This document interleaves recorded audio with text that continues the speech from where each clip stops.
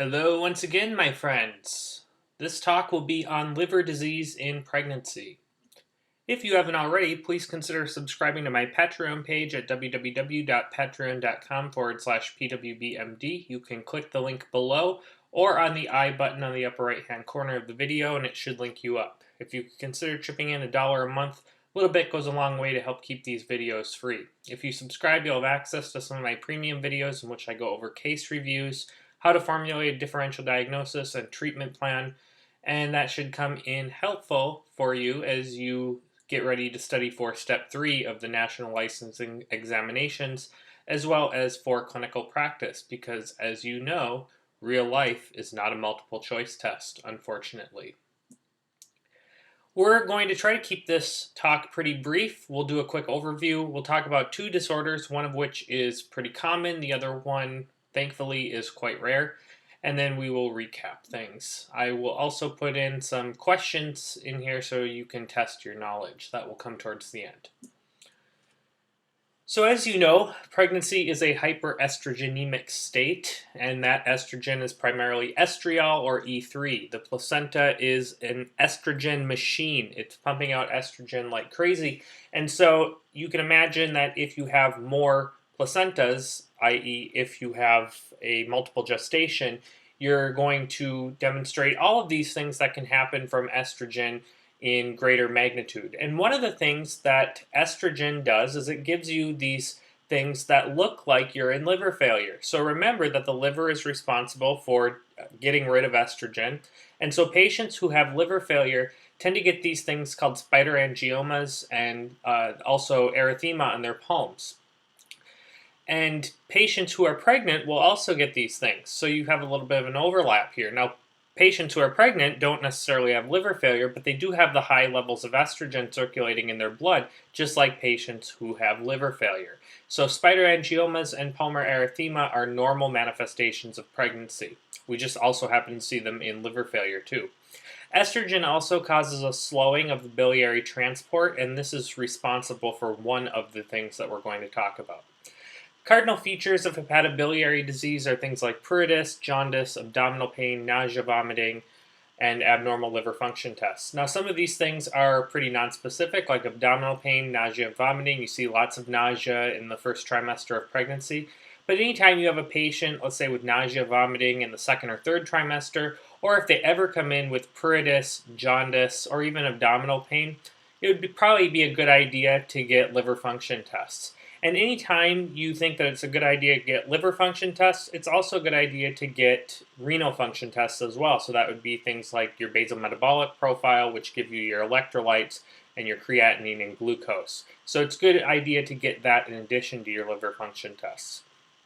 The reference ranges on the liver function tests will change in pregnancy. A lot of the things will go down, a couple things will go up. Most of the things that go down, it's due to hemodilution. Things that do always go down are the liver enzymes, ALT and AST, as well as bilirubin and total bile acids. So anytime those go up, you need to do a further workup.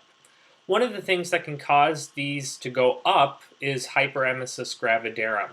And so if a patient is throwing up first trimester, you get liver function tests and you see ALT and AST are up, it's probably hyperemesis gravidarum. Now remember that hyperemesis gravidarum is really a more specific diagnosis. It's not just morning sickness, but it's morning sickness with a greater than 5% drop from the pre-pregnancy weight. So I don't want to confuse you. This is a specific diagnosis, but when you do have severe nausea and vomiting, you can get elevations in ALT and AST and also elevations in bilirubin. So that is a common cause of elevated liver function tests in the first trimester. Also, if you have a patient with abdominal pain, you get a liver function test and you see elevated ALT and AST, you should always have viral or drug-induced hepatitis on your radar. Even though that's not specific to pregnancy, it is a common cause of elevated LFTs. This is the reference ranges. You can see they change in pregnancy. Particularly your alkaline phosphatase. This is put out by the placenta, so as the placenta gets bigger as you get into the second and third trimester, those levels will go up. Your bile acids will also go up, as we're going to see. That's one of the big markers for one of the disorders that we're going to talk about. We also have an elevation of the cholesterol and triglycerides. I'm not exactly sure how that happens, but it does. This is really important. So the use of gestational age of the pregnancy is the best guide for differentiation of liver disease in the pregnant woman. So if a woman is throwing up and she's 30 weeks into her pregnancy, are you going to diagnose hyperemesis gravidarum or morning sickness? No, you're not, because that happens in the first trimester. Likewise, some of these other disorders that we're going to talk about only happen in the second half of pregnancy. So using the gestational age, that can help you quite a bit. And as a matter of fact, the American College of Gastroenterologists recommend using the gestational age as your primary compass on how to figure out what the diagnosis is. The general workup for a woman who presents with features of hepatobiliary dysfunction should include the following: a CBC, a BMP, urinalysis with 24-hour urine protein, liver function tests, total bile acid, hepatitis panel. Now, what are we looking for here? Well, our liver function tests, total bile acid, and hepatitis panel is all looking at the liver. The CBC and the BMP you're looking at, and the urinalysis you're looking at, because some of these diagnoses, namely acute fatty liver, can have some overlap with preeclampsia. So you're looking for preeclampsia. And your CBC will also tell you if your platelets are down. So we are looking in that case for severe preeclampsia, which should always be part of your preeclampsia workup. The BMP will also give you an idea of renal function, and remember that you can have renal disorder anytime you have hepatic disorder, especially if it's severe. Remember, that's the hepatorenal syndrome. So it's just a good idea in general, if you're working up somebody that you think might have issues going on with their liver, to also check their kidneys too. Other tests may be ordered depending on the presentation. You may often include a sono to check for fetal well-being. The nice thing is, if you're doing that, you can also take a look at her bile ducts and see if everything is okay there. If she's got some kind of blockage in her bile ducts, if she's got a stone, for instance, you'd see some dilation.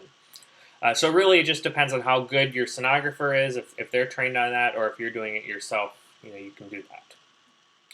So the first disorder we're going to talk about is intrahepatic cholestasis of pregnancy. This is an idiopathic cholestasis, more than likely owing to that elevated estrogen level, which increases cholestasis. And it occurs in the second half of pregnancy, second and third trimester, and it results in a direct hyperbilirubinemia. So you'll see an elevated bilirubin, total bilirubin, and if you look at the fractions, it's the direct fraction that's elevated. For some reason, we see this with increased incidence in those of Scandinavian descent, of which we have many in my neck of the woods. And you'll also see it in increased incidence in some of the various South American groups, i.e. Chile and Peru. I should say Chile and Peru. Reports of overall incidence drastically vary, anywhere in the literature from 0.1% up to 15.6% of all pregnancies. It really probably just depends on the population you're measuring.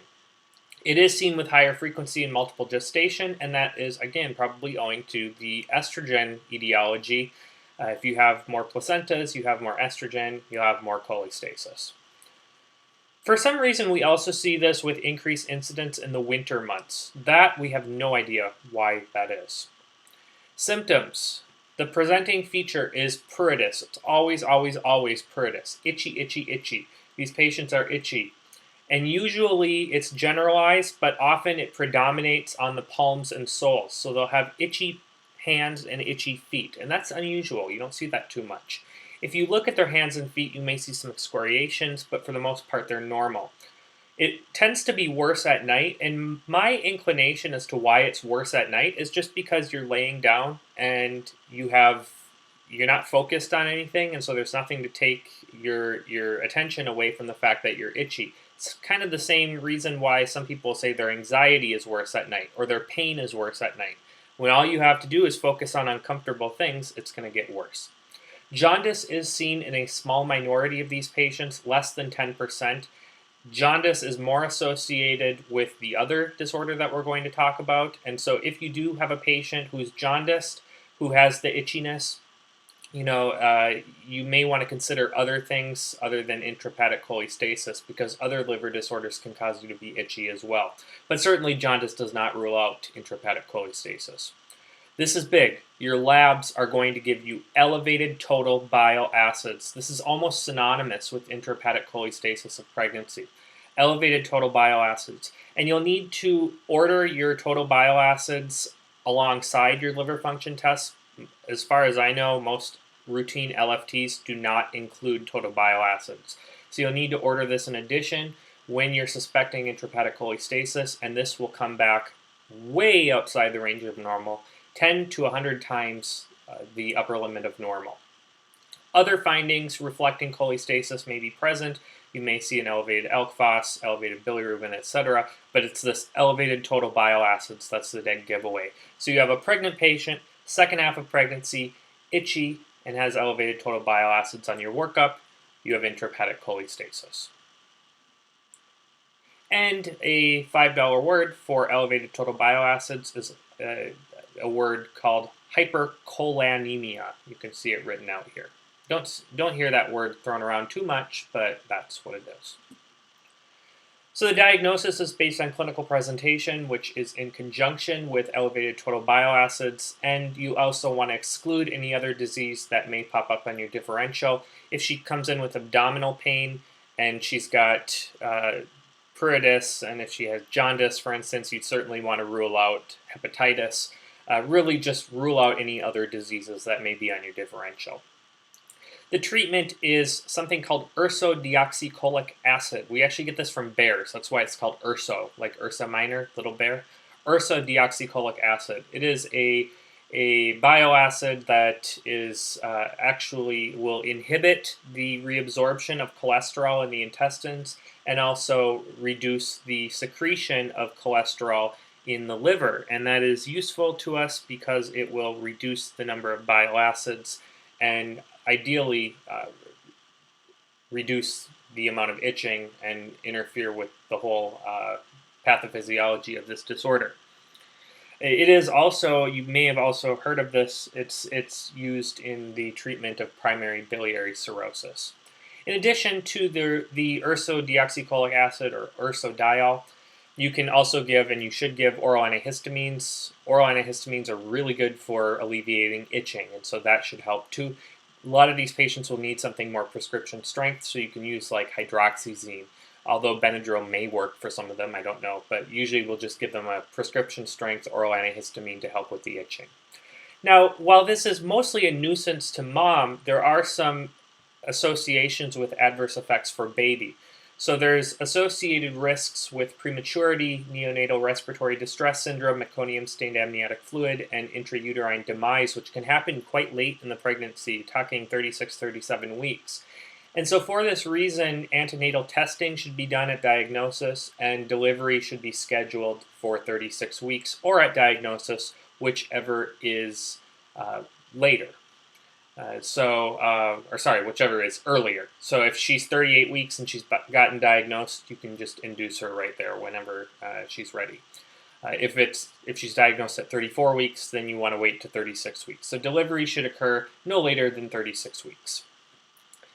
And please note that the symptoms may precede the lab anomaly. So if she comes in with a classic picture of intrahepatic cholestasis, she's got the itching, you do liver function tests, they come back normal, that does not exclude intrahepatic cholestasis. What will eventually happen is her bile acid levels will start to go up if you don't treat her.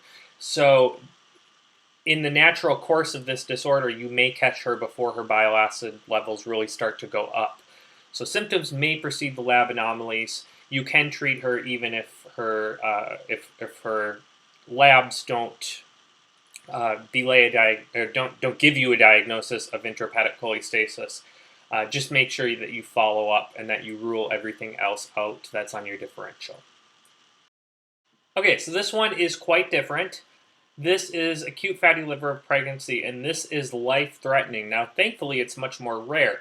But this is a life-threatening disorder, and what it is it's technically idiopathic, but the thought is that it is an inability of the liver to process fat.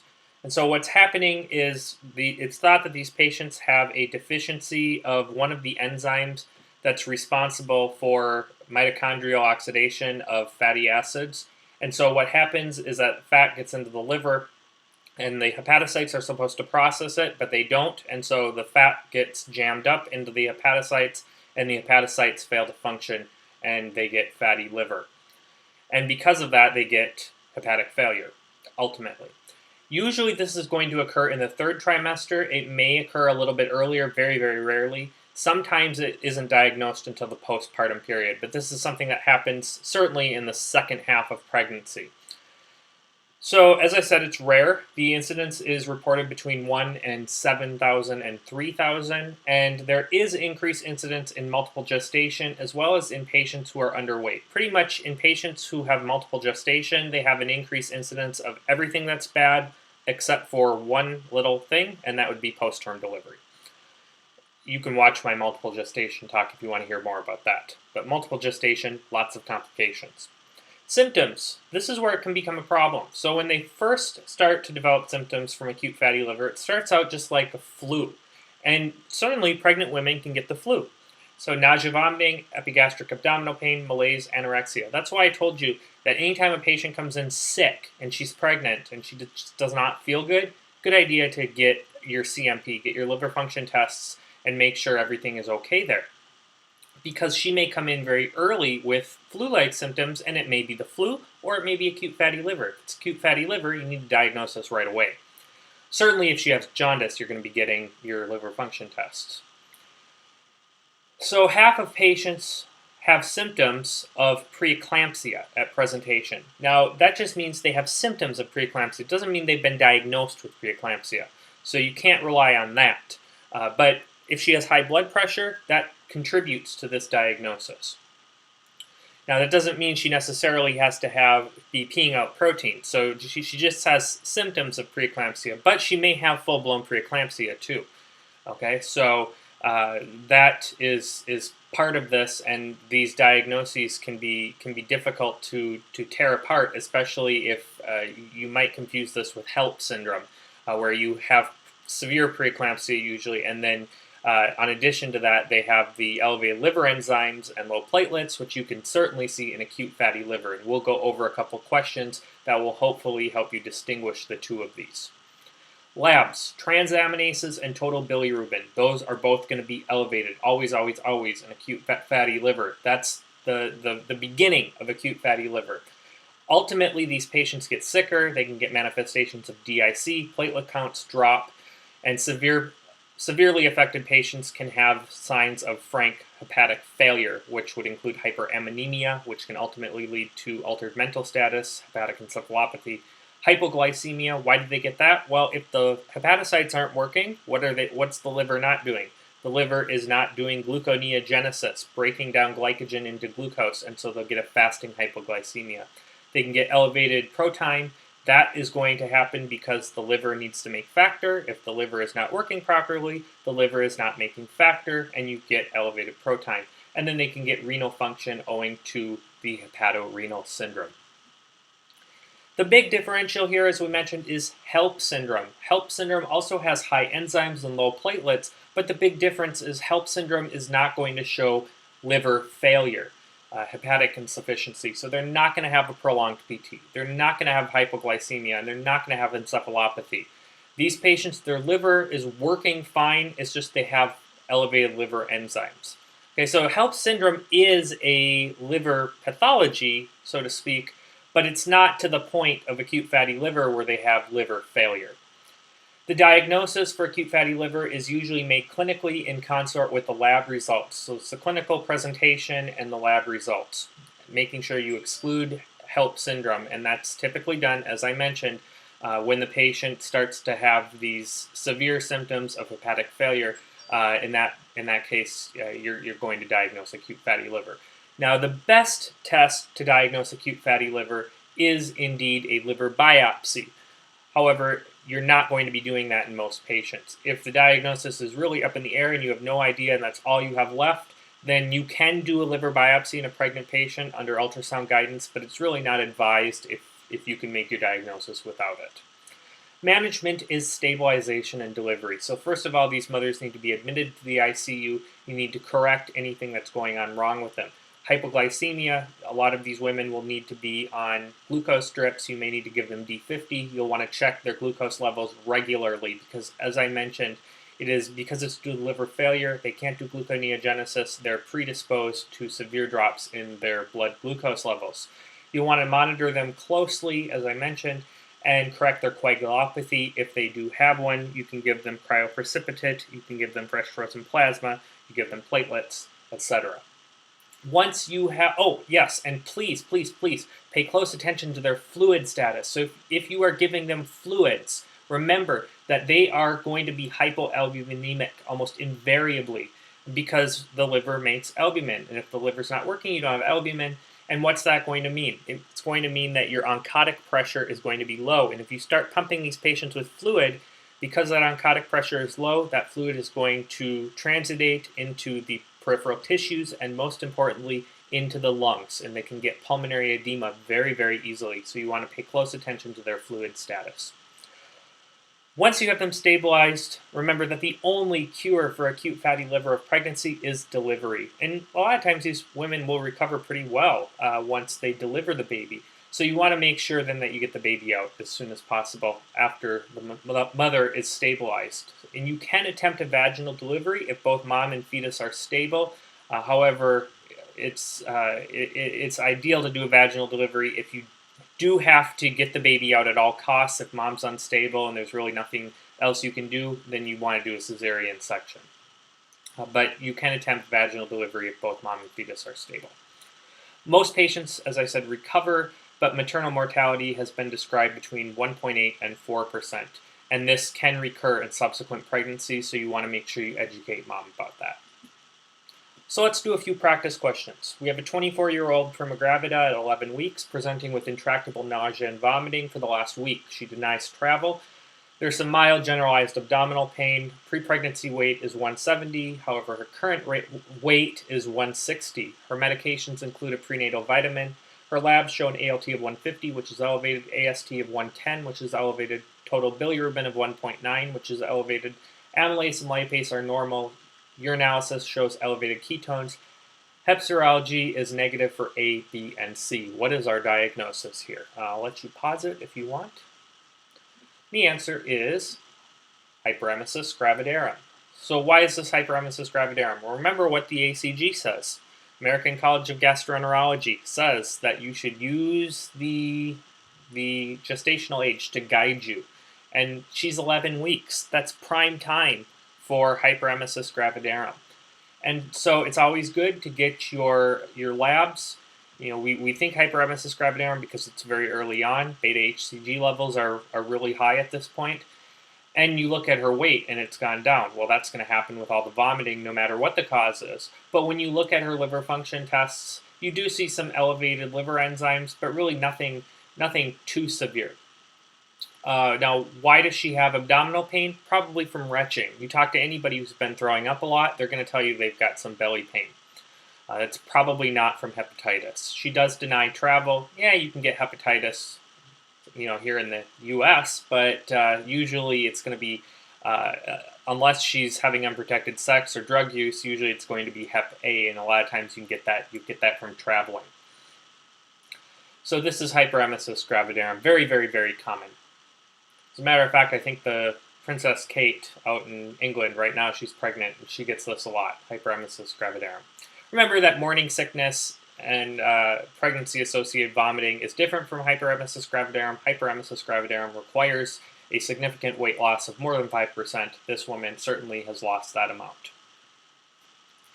Okay, a 30-year-old prima gravida at 30 weeks presents with intractable nausea, vomiting, and malaise for the last 4 days, just like our previous patient.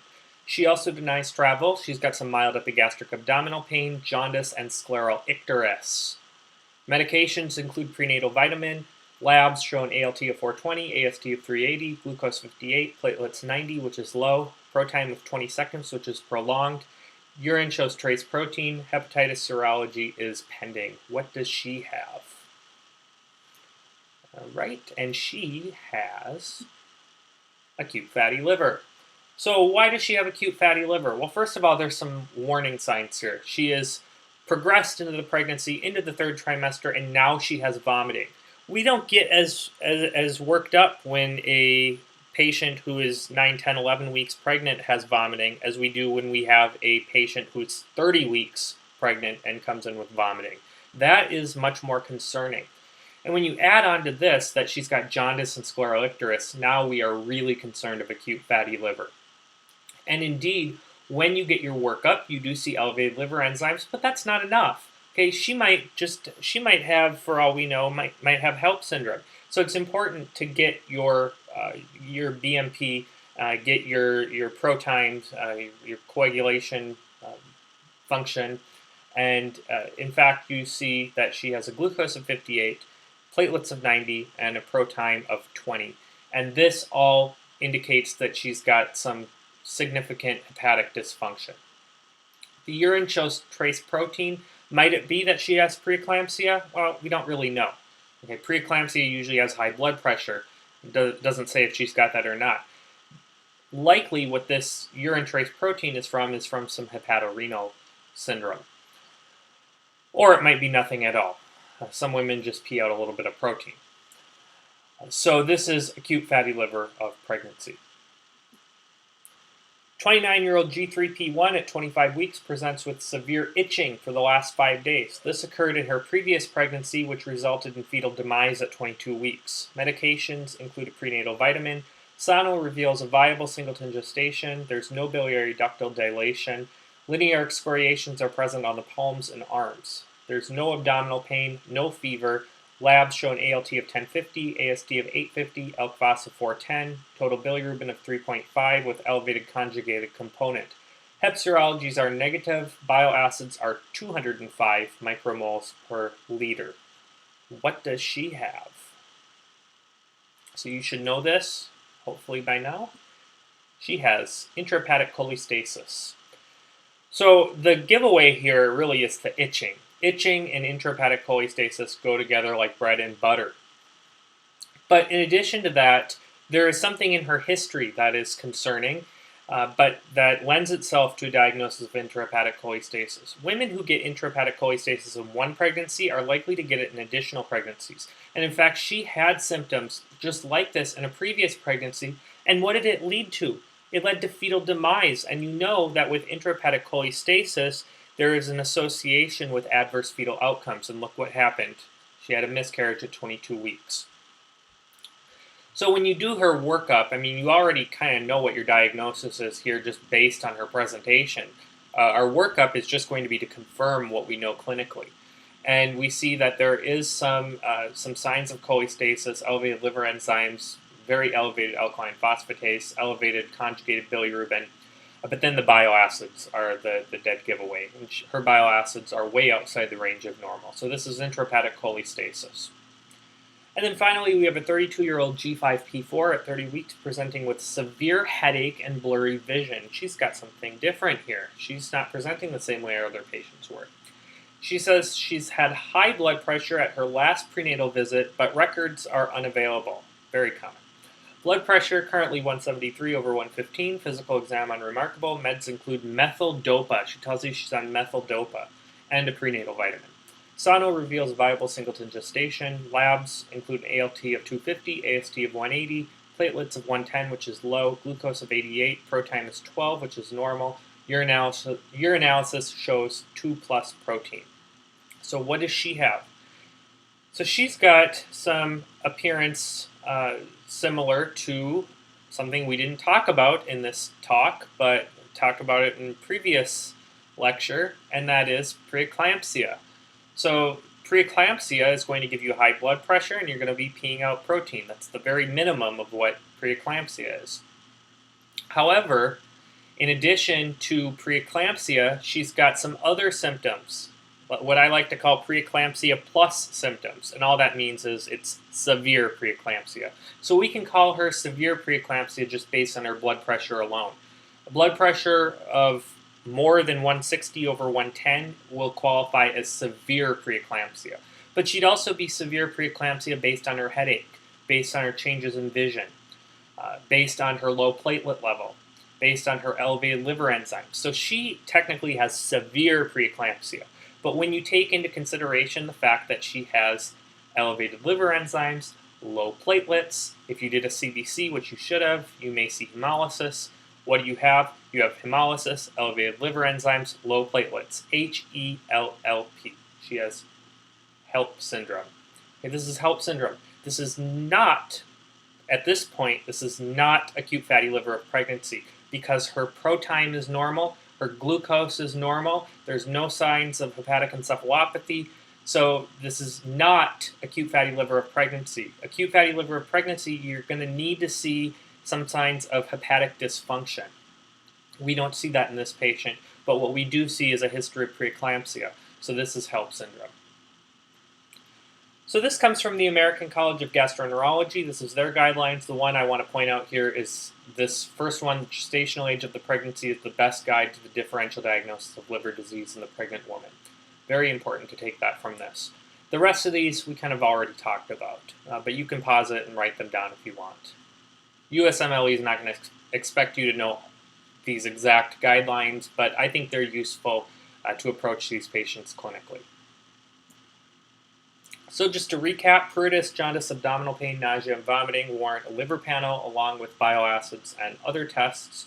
Pruritus in an otherwise well woman in the second half of pregnancy suggests intrahepatic cholestasis of pregnancy. So you have an itchy woman who's pregnant coming to you. You're going to get an elevated you're going to get a bile acid. It's going to come back elevated in most cases. However, some may precede their abnormal lab findings. The treatment is ursodeoxycholic acid for the disorder and antihistamines for the symptoms.